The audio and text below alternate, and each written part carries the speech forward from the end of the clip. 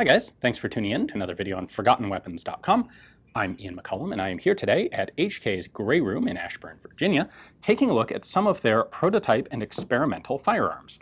And today we've got a really unusual one that I didn't even know existed until I saw it in here. This is an HK SL7 match rifle. Now, HK developed the SL7 in response to a series of issues. The beginning of this line of rifle was the attempt to take the roller-delayed blowback system from the G3 and build a civilian hunting rifle version of it. And there were three versions of that released. There was the HK 630, the 770, and the 940. They're all basically the same rifle, but chambered for the 5.56 cartridge, the 7.62 NATO cartridge, and the 30-06 cartridge. And these were intended to be hunting rifles. They had 2-round magazines. They were set up for optics, traditional wooden stocks. Very nice rifles. Shortly thereafter, HK introduced the HK41, which was basically a German market semi-automatic only G3, and that was designed specifically for reservists.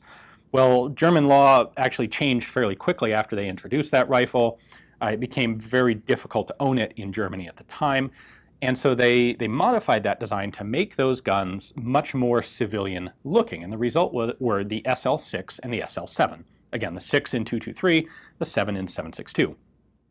And those had a few extra military features. For example, they had the diopter type sights on them, and they had the same roller delay blowback mechanism, but they were still in these very nice civilian looking wooden stocks. And so that became HK's reservist rifle. And that's the basic action that we have here in the SL7 match. Now, the reason that this rifle was developed is actually quite a bit different. This is an outgrowth of the same project that resulted in the HK, the PSG-1, the really super high-end sniper variant of the G3. That program originated in 1972 with the massacre at the Munich Olympics, where a bunch of Israeli athletes were taken hostage by terrorists, and the German police response was not optimal. Unfortunately, the German military was prohibited from operating inside Germany's borders, and so the police responded to that incident, and they responded with standard iron-sighted G3 rifles to an incident that occurred largely at night. There were a lot of casualties. It did not go well, and in the resulting, the outgrowth of that incident was the German military looked for a precision rifle, something that could be accurately fired quickly, quick double taps, change fire, optical sights, or change targets quickly. A good rifle for basically a police sniper. And there were a bunch of different guns that came out to try and fulfill that role. The HK PSG-1 was one of them. The Walther WA-2000 was one of them. And inside of HK, the PSG-1 was just one of several different development projects aimed at answering this question of how do we make an ideal police sniper rifle. Now, of course, the PSG-1 is the rifle that was ultimately successful in that role, but this is one of the others that was experimented with. So let me go ahead and show you this up close. There's a lot familiar about it, but also some differences. This is actually just marked model, or mod, HK SL7, H and K made in Germany. Interestingly, we have a proof mark and a serial number on the receiver here, but it's not the same serial number as on the barrel. That's just kind of an element of an R&D, prototype sort of rifle. Take the barrel off of this project that we don't need anymore, put it together with this receiver, and see what we can get from it. The action is a pretty typical standard SL7 receiver in action, and this uses the exact same mechanism as the G3. This is a roller-delayed blowback semi-automatic system. It does actually lock open on an empty magazine. We have the magazine down here under, obviously on the bottom. The magazine release is this little button in the front of the trigger guard, just like on the SL6 and 7 rifles. This is a standard SL7 magazine, holds 10 rounds.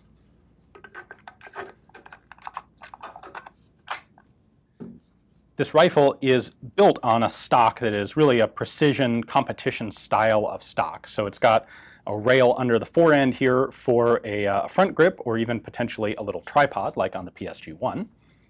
And then it has a very much competition style of buttstock here with an adjustable height cheek riser.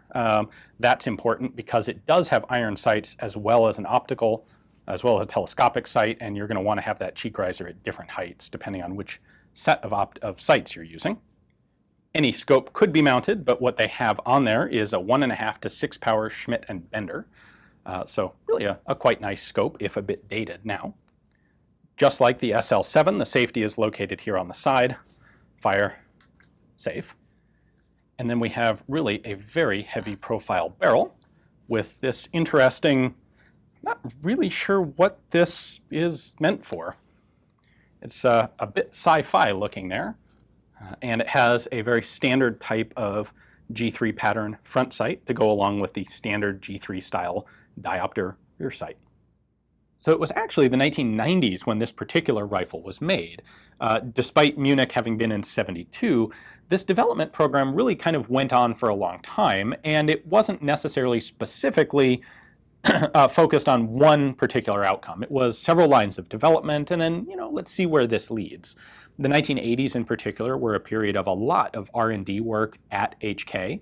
This was in some ways kind of the height of HK's creativity and production and diversification, and they had a lot of different products going, and some of them succeeded very well and some of them did not. This is one that did not necessarily because it's a bad rifle, but it just didn't seem to meet the market requirements at the time. So a big thanks to HK for giving me access to the Grey Room and letting me pull out rifles like this and bring them to you guys. There is basically no documentation on this thing at all. So if there's anyone out there watching this who knows more of the details about its development, I'd love to hear from you.